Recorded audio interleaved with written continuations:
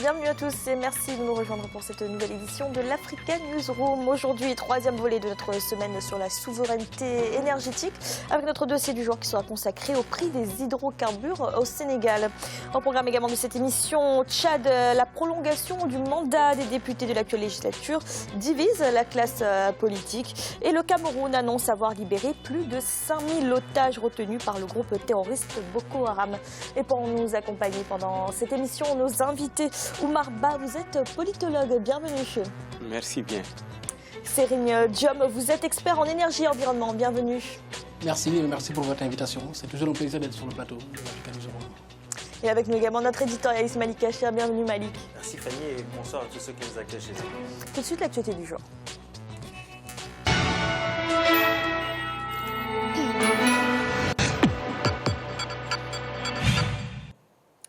Au Tchad, la prolongation du mandat des députés de l'actuelle législature ne fait pas l'unanimité au sein de la classe politique.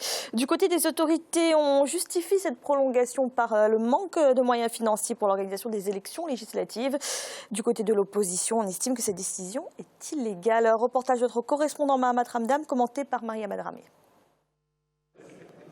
Au Tchad, l'opposition dénonce la prolongation du mandat des députés annoncé par les autorités. Selon le Front de l'opposition nouvelle pour l'alternance et le changement, le mandat de l'actuelle législature prend fin le 21 juin 2017. Passé cette date, l'Assemblée nationale n'aura aucune légitimité. L'opposition estime qu'aucune disposition de la Constitution tchadienne ne confère au président de la République une prérogative lui permettant de prolonger la durée du mandat législatif. Je dirais que le parti au pouvoir a son calcul. Il sait qu'aller immédiatement aux élections législatives, il ne pourra pas avoir la majorité à l'Assemblée nationale. Donc, il ne peut pas prendre une option suicidaire pour se retrouver en minorité à la législature prochaine. Il prend le temps de se préparer. Et maintenant, et de faire passer les lois possibles qu'il en a besoin avant de penser à quoi que ce soit. C'est des marchands politiques.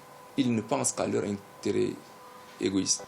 Pour les autorités, le pays traverse une crise de trésorerie et qu'il sera difficile de supporter financièrement l'organisation de l'élection législative à la date prévue. Par ailleurs, certains acteurs de la société civile pensent qu'il serait hasardeux d'organiser les élections législatives en 2017 sans l'appui des partenaires internationaux. Nous avons été des acteurs par rapport aux organisations des élections. Nous connaissons que ça coûte extrêmement cher. Il nous faut entre 30 et 40 milliards de francs CFA pour organiser ces élections. Et en ce moment, le Tchad a d'autres engagements prioritaires que nous tous nous connaissons et que le gouvernement est en train de faire face. Je crois que ce n'est pas la peine d'être pressé. Nous attendons à ce qu'il y ait des jours meilleurs d'ici la fin de l'année, le début de l'année 2018. J'espère qu'on aura de l'argent. Et là, comme ça, on va faire les élections législatives. Rappelons que le chef de l'État tchadien a annoncé en février 2017 que les élections législatives ne se tiendront pas avant 2019 à cause du manque de moyens financiers. Le président Idriss Déby Itno avait précisé que le pays n'est pas en état de supporter financièrement l'organisation de cette élection. Mais l'opposition, quant à elle, qualifie cette prolongation d'illégale et illégitime. Malik, l'opposition juge cette prolongation du mandat des députés illégale et anticonstitutionnelle. La question c'est, est-ce que le chef de l'État a le droit de prolonger ce mandat ? Écoutez, il y a eu un débat à l'Assemblée nationale tchadienne justement sur la possibilité de voter une loi permettant justement cette modification constitutionnelle et la prolongation des mandats des députés. Puis ce projet de loi s'est un peu évanoui. Je pense que d'ailleurs il n'a pas été voté si mes souvenirs sont bons. Donc on est dans une impasse. Et c'est ce qui est gênant pour le Tchad qui malheureusement est déjà dans une instabilité politique assez importante et qui risque justement de se retrouver dans une impasse prochainement. D'ailleurs, il n'y a pas véritablement un dialogue entre l'opposition et le président qui a été mis en place pour permettre de trouver une issue favorable. Alors l'argument, vous savez, l'argument financier, c'est quelque chose que je ne conçois pas. Ce n'est pas pour moi un argument favorable. Alors c'est faisable d'organiser des législatives avec les difficultés financières que connaît le Tchad? C'est à l'État de mettre en place les moyens nécessaires pour que ça s'organise. Dans un État de droit, l'État fait son maximum justement pour permettre la tenue des élections, le renouvellement des représentations. Donc il est quand même dommageable de voir que cet État du Tchad n'est pas en mesure financièrement de permettre ces élections. Serine Diom, est-ce que pour vous cela se tient, cet argument des difficultés financières pour repousser les législatives? Écoutez, moi je partage plutôt le point de vue de Malik. Je pense que c'est à l'État de s'organiser, de faire le nécessaire pour que ces élections puissent être organisées en temps et en heure. Moi je considère que les élections sont des moments de respiration démocratique. Et le respect du calendrier républicain quand il est acté, l'État tchadien ne découvre pas le sujet maintenant. Ça fait 2 ans, 3 ans, 5 ans que cela dure. Et pour la bonne marche de la démocratie, je trouve que c'est une condition sine qua non de respecter le calendrier républicain. Donc pour moi, encore une fois, c'est une faute de l'État que de reconnaître, sous prétexte qu'aujourd'hui on a d'autres priorités beaucoup plus importantes, on va repousser la tenue des élections législatives. Voilà. Donc pour moi, c'est à l'État de s'organiser et de faire le nécessaire pour permettre au pays et à la démocratie de manière générale d'avoir ces moments de respiration. Oumar Ba, que pensez-vous de ce report des législatives au Tchad? Je vais un peu dans le même sens, mais tout en nuançant l'analyse. D'autant plus que si vous regardez très bien, le Tchad, c'est un pays qui est très engagé dans la lutte contre le terrorisme. Et à ce niveau-là, il y a même des salaires qui ne sont pas payés, etc. Et donc, le train-train quotidien de l'État, c'est-à-dire sa masse budgétaire, était, comment dirais-je, un peu soutenu par le fonds d'investissement qui était tiré de la rente pétrolière. Nous savons très bien que la chute des cours de pétrole a impacté négativement sur le budget, sur l'assiette fiscale. Mais là, je suis tout à fait d'accord avec les deux précédents interlocuteurs, c'est que quand on gouverne, on prévoit. C'est-à-dire, dans le budget de l'État, on savait très bien qu'à cet échelon précisément, on serait à la fin de la mandature et que donc il fallait organiser de nouvelles élections. Et donc, à ce niveau-là, je pense que l'argument est assez faible, de mon point de vue. Malik, finalement, ça veut dire quoi? Qu'il y aurait peut-être d'autres raisons à ce report que les difficultés financières? Les raisons occultes n'ont pas été mentionnées, du moins elles n'ont pas été évoquées par le pouvoir en place. Moi je pense que voilà, je partage tout à fait ces analyses qui viennent d'être dites. Alors essayons d'aller vers un système de solidarité africaine. Je ne sais pas, pensons déjà que l'Union africaine a du mal à se financer elle-même et qu'elle a besoin de financement extérieur. J'ose espérer qu'un jour nous arriverons, pourquoi pas, à créer un dispositif au sein de l'Union africaine permettant la tenue des élections ou du moins venir en aide aux pays qui sont justement sous ces contraintes financières et qui sont, je dirais, menacés de ne pas pouvoir organiser des élections. Quand même, c'est une thématique importante. Ça vient d'être dit, la démocratie, elle doit s'exprimer pleinement et les Tchadiens ont cette aspiration-là. Et je pense que si on recule et si on reporte encore ces élections, on ne fera qu'augmenter l'instabilité. Alors justement, les législatives ne devraient pas avoir lieu avant 2019, d'après le président. Quelles peuvent être les conséquences? Les conséquences, c'est un mouvement social profond, c'est une exaspération populaire qui est... Alors, je n'appelle pas à cela, j'ai dit juste que la sécurité du Tchad est bien évidemment la sécurité de tous les pays africains.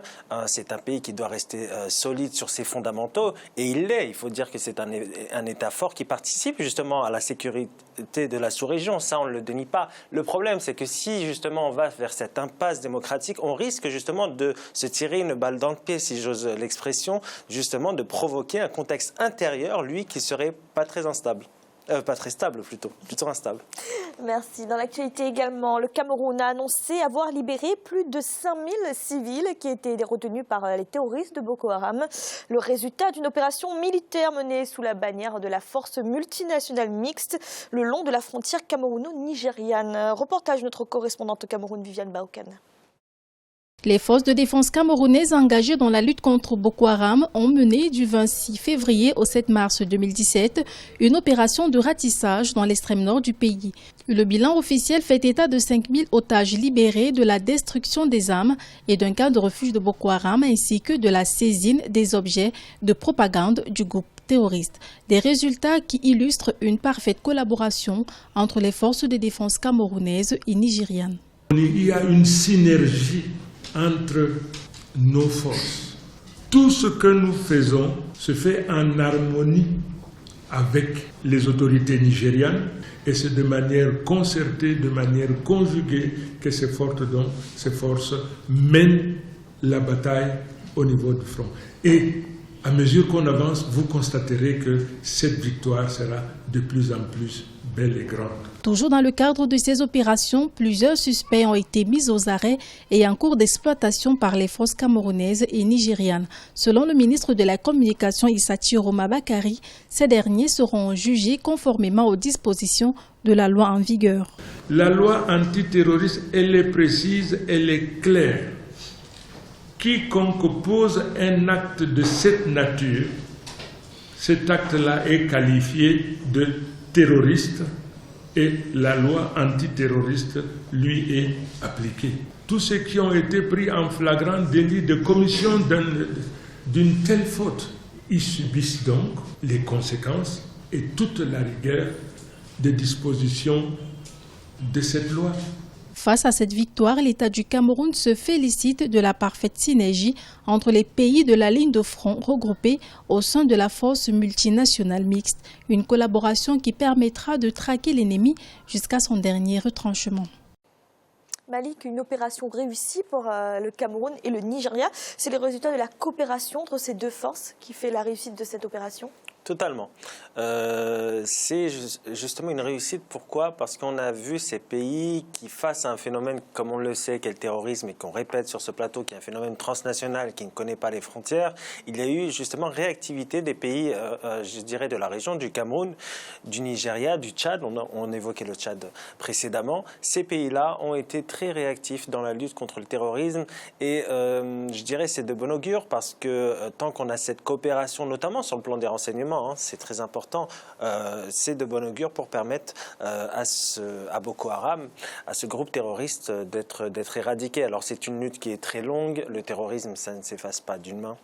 D'un trait, pardon, c'est très difficile, ça sera très long parce que Boko Haram bénéficie justement d'un espace qui est parfois difficile d'accès, où il se réfugie dans certaines régions où l'armée n'arrive pas forcément à mettre les pieds et malheureusement ce groupe utilise la population comme bouclier humain et on l'a vu à plusieurs reprises. C'est pour ça que d'autant plus cette libération d'otages est une opération réussie parce que Boko Haram a cette habitude justement d'utiliser la population pour se protéger et justement faire des dégâts parmi la population civile. Donc une bonne chose que cette opération est réussie et je pense que dès qu'on enlève ce principe de souveraineté des États et qu'on va sur la coopération, on réussit cette lutte contre le terrorisme. Oumar Ba, comment réagissez-vous à la libération de ces 5000 otages ? Je pense que c'est une excellente chose dans la ligne de Malik parce que tout simplement on est là dans une coopération transfrontalière des États. Mais il n'y a pas que les deux pays et ceux qu'il a évoqués. Cela s'est passé, si je me rappelle très bien, au niveau du Cameroun en tout cas, que je connais le mieux. Nous avons les unités militaires Alpha et Émergence 4 qui ont été projetées sous la bannière des forces militaires africaines. Donc ce qui veut dire qu'il y a une coopération continentale qui est là et qui est bien en appoint aux États tampons qui sont au niveau de la ligne de front. Une ligne de front qui s'étire sur une quarantaine de kilomètres et nous savons très bien que les forces camerounaises ont pénétré la zone extrême nord du Cameroun qui était difficilement d'accès jusque-là, presque hors contrôle de l'État central, sur une profondeur de 50 km et de l'autre côté ratissant plus de 25 km à l'intérieur du Nigeria. Et je crois que ce link, ce networking, s'il est soutenu du point de vue du renseignement, de la logistique, mais aussi des moyens financiers, parce qu'il faut de la logistique hospitalière, il faut des moyens financiers, il faut peut-être tenir en considération également les rations alimentaires des militaires pour qu'il n'y ait pas de rupture entre les têtes de pont et les bases secondaires et le comment de faire et le COPER. À partir de ce moment-là, je crois qu'on peut aller vers une lutte longue parce que la menace elle est diffuse. elle est abrupte, elle ne prend pas de gants, elle ne respecte pas le droit international de la guerre, etc. Et à partir de ce moment-là, on peut aller vers une victoire, mais elle sera difficile. Serigne Diom, la coopération, c'est primordial dans la lutte contre le terrorisme. Moi, je considère que tous les pays sont concernés, tous les pays sont touchés. Et il faudra une dynamique collective. Omar a raison, il faudra une dynamique collective, il faudra une coopération de l'ensemble des pays de la sous-région qui sont concernés, voire même du continent, pour arriver à vaincre ce fléau. C'est une victoire, c'est vrai, mais on a gagné sans doute un combat et pas la guerre. J'ai aussi une pensée pour toutes les personnes qui sont aujourd'hui retenues par cette organisation terroriste. Et il ne faut pas crier victoire tout de suite. Hein. Le combat sera long, la guerre sera longue. Et donc il va falloir continuer effectivement à rester mobilisé, rester vigilant et se dire que voilà, il faudra du temps pour arriver à vaincre cette secte islamiste. Merci. Nous allons marquer une courte pause. Un instant, la deuxième partie de l'Africa Newsroom. À tout de suite.